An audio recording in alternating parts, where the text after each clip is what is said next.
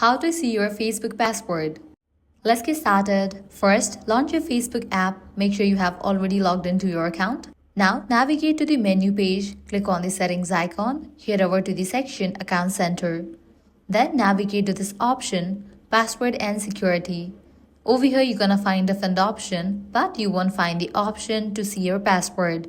But there is a workaround. If you're using iOS device, you can navigate to this app, Passwords Manager.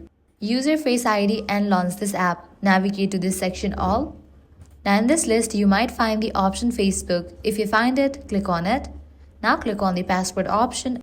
Again, your Face ID will be enabled and password will be visible.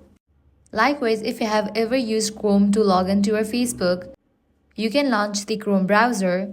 Now click on three dots given at the bottom right. Now navigate to this option Password Manager, where Face ID will be enabled. Now in this page, you're gonna find the list of the websites that you have saved the password for.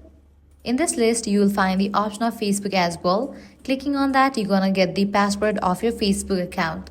So this is how you can easily see your Facebook password. If this guide helped you out, don't forget to like, share and subscribe.